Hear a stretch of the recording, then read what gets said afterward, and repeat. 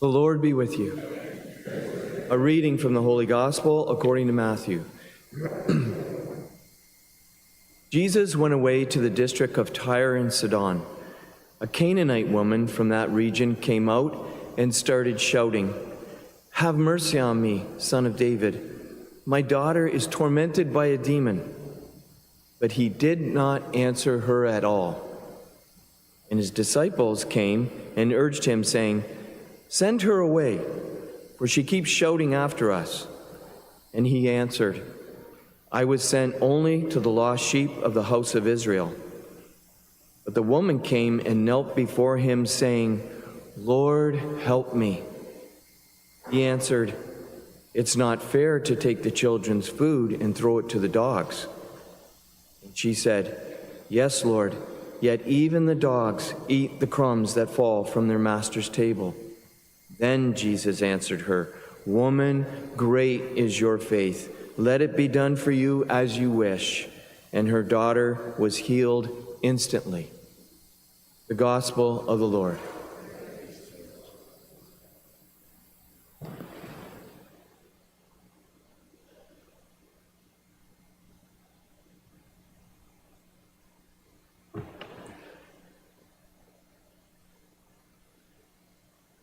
So I'm not going to mention his name here, but I'm going to be talking about the big guy up north with the red suit, the white beard, who we call Nick for short. Okay, so you know what I'm talking about.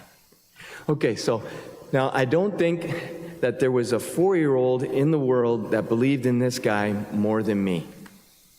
Looking back on that magical time in my life, the warmest memory I have is that this jolly guy knew me and cared about me.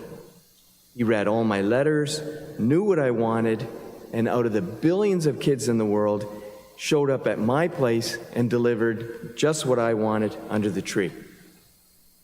Now, if you've ever talked to anyone that's been healed, freed from addiction or depression, or reconciled with a spouse, what amazes them more is that God heard them and helped them out of the billions of people in the world. In Exodus, the Lord said this to Moses, "This very thing that you have spoken, I will do. For you have found favor in my sight, and I know you by name." Many of you may be thinking, "Well, I've prayed to God, and he's just not listening." But he is listening, and he is acting. For our part, we need to just hold on, believing that he's heard us, and he's working in the silence. Growing up, our family started off in the projects. That's geared to income housing, right? And but eventually we moved on up to the east side, just like the Jeffersons, you know? Moving on up. Okay, you guys know that. That's it. Okay.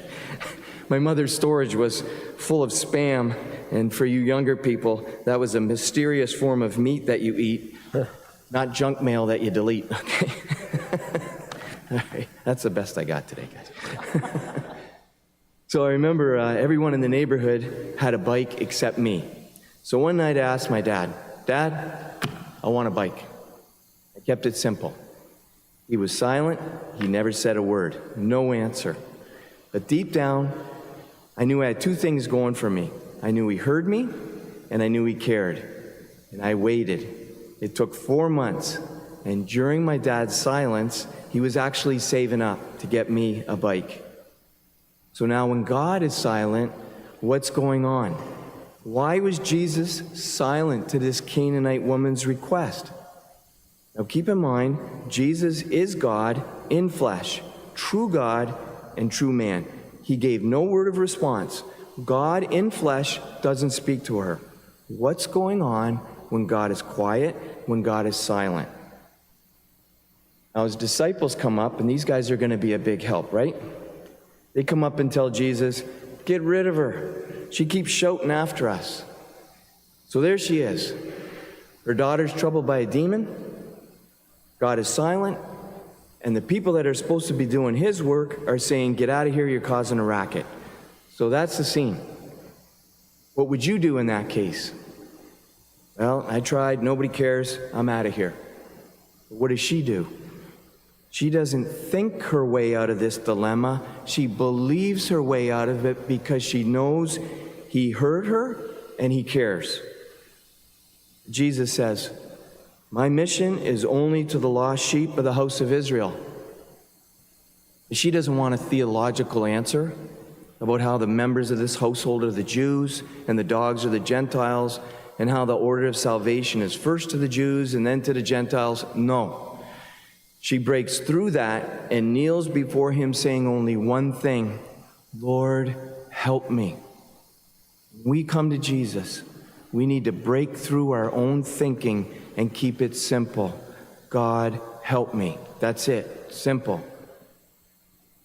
You know, the greatest thing that I've found in my 45 years of coming back to the church is that no one that says, "God, help me," has God ever denied help. Say with me, God, help me. God, help me. When it's rough, God, help. When it's tough, God. When I don't know what to do, God, help me.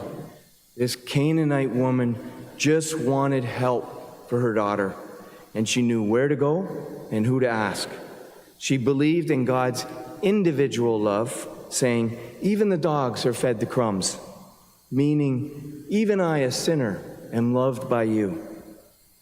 Jesus can now say, "Woman, you have great faith. Your wish will come to pass." He now has what he wants from her, and at that very moment, her daughter is freed. God, in his silence, waited for something to happen in her first. Very often, we're praying for somebody else, and what is God doing? He's doing something in us. He's doing something in us first before it comes to pass for somebody else. Because Jesus is the developer of our faith. He can use those difficult situations to develop the muscles of our faith and to develop the skill of waiting. Waiting on the Lord is not a gift. It's a skill to be learned. It's true. To wait with an expectancy that he will answer, that he will bring to pass what you're asking for.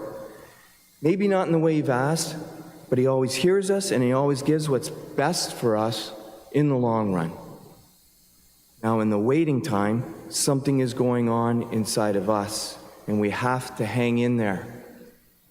If we want to absolutely wreck the devil's plan for our life, then believe that God is working in the background to answer our prayer in his time. The greatest truth about God's love is that it's individually distributed as well as collectively. St. Paul, he says in Galatians, "The Son of God has loved me and has gave himself for me." He still would have died even if you alone were the only person on the face of the earth. So therefore, it's not the mass of humanity that Jesus loved, but individual persons. Because God's love is infinite, and what's infinite, it cannot be split into parts. It's all in all. There are millions of hosts that are consecrated every day in churches, and each consecrated host does not contain only a part of Christ's body, but the whole Christ. It's the same with his love. There are billions of individuals, and each does not receive only a portion of Christ's love, but the fullness of his love, whole and entire. This is not a made-up fairy tale. It's the reality of our existence.